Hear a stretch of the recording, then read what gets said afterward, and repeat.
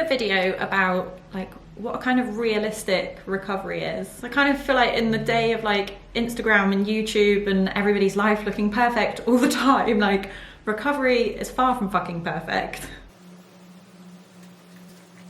And obviously, like, I'm not a professional here and I can only do this from my own kind of point of view and experience. So I'm recovering from anorexia. I was diagnosed nearly 17 years ago now. And since then I've kind of had like periods of relative health interspersed with relapses into the illness. And for the last 18 months I've been recovering from a relapse, and this is probably the best I've ever been in my life. I'm at a healthy weight, maybe not my body's healthy weight, like I might still be under my set point, but I really think you can be underweight at any BMI in the healthy zone. Like if you're BMI 22 and your body wants to be higher, like you are underweight for your body. And that's the kind of thing that I don't think is always like realistically spoken about. So yes. So this was actually prompted for me because I got some comments about my weight gain that weren't particularly nice. And honestly, it gave me quite bad anxiety about doing these videos because I kind of thought, who am I to say all this shit to people? And also, am I actually putting people off? Like, if they see me gain weight, are people going to be like, fuck recovery if that's what it takes? Yeah, I really was just kind of worried I was going to put people off. But I have thought about it a lot. And what I'm trying to show with these videos is like a realistic recovery for me. And people might not always like it. Like, I don't always like it. I've gained weight. I did not like that. I got spotty for a period. I got sweaty. I got night sweats. I got really hormonal. My emotions have woken up again. My BMI's in the friggin' 20s, which I did not want.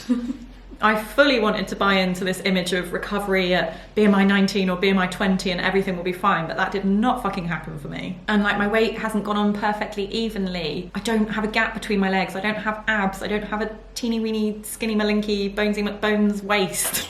I'm not the size that I want to be. I don't fit tiny jeans anymore. I don't like the number that I see on the scales. Like, yeah, I do not love it by any means. Like, it's recovery, it's fucking awful. It's shit and it's uncomfortable, and like for me, I've had to gain weight, I've had to face foods that I never thought I would ever touch again in my life. Beyonce. Get the cat. But it just is what it is. Like, my body is just my body. I don't have to love it, but like I do love all the stuff that I've also gained. Like, I love that I can join in with people now and have fun and like be a bit more fun. I've got my personality back. I don't isolate myself. I don't think about food all day. I don't have extreme hunger anymore. I just feel like I'm no longer spending years and years of my life pursuing a weight that's unnatural for my body. And I might honestly need to gain a bit more. Like, this could still be slightly below my body's set point. And then I was kind of torn with these videos because I was like, I don't want to show people that you might have to gain more weight. I don't want to put people off. I don't want to freak people out. But I also don't want to say, don't worry, you can recover at that target a doctor set for you. At BMI 20, you'll be fine. Like, oh, bless you. You may well not be fine. I wasn't fine at BMI 20. And I don't want to be unrealistic with my videos of like showing myself eating a shit ton of calories but never gaining any weight.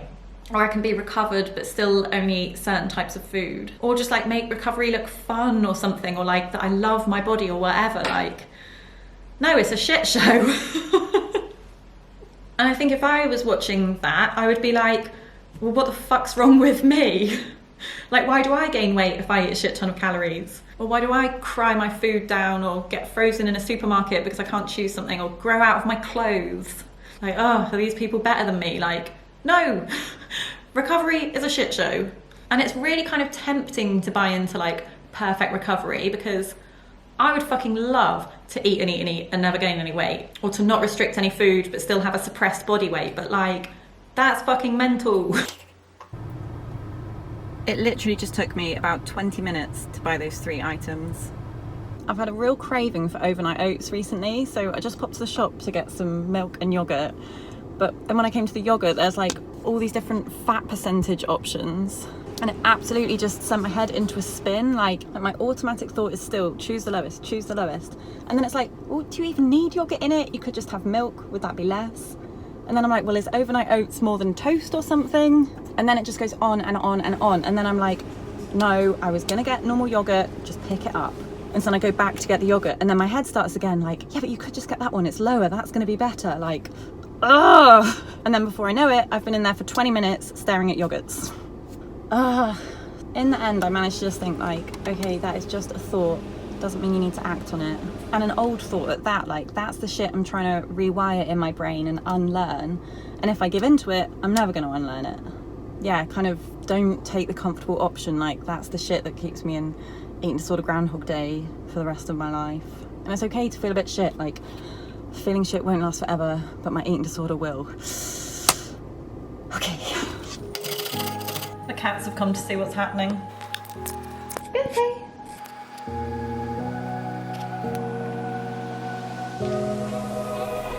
Run free and dive into the sky. Hear the wind crying out its prayer. Why are we so ashamed to be alive? Break the chains and our freedom's ours to take.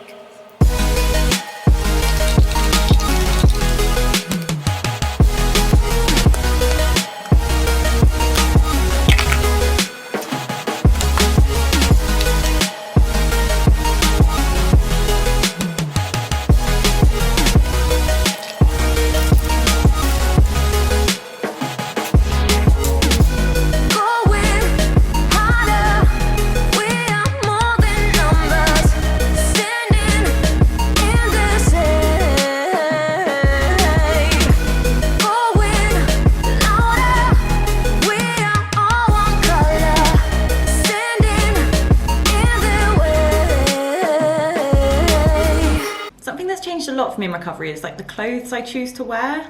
Sometimes out of necessity, because like I grow out of stuff, but like I used to live in jeans, and then it was like exercise leggings, and then shorts and t-shirt, because it just feels comfy, you know, and I'm not in something like tight and too small and yeah, feeling fat in it. And recently like dresses and skirts have been really good for me because they're not as like tight, form-fitting, they don't feel as uncomfortable on me, just like flowy, I guess. Like, it's just so much better to be in something that's comfortable and that fits me properly, even if I don't like the size inside it.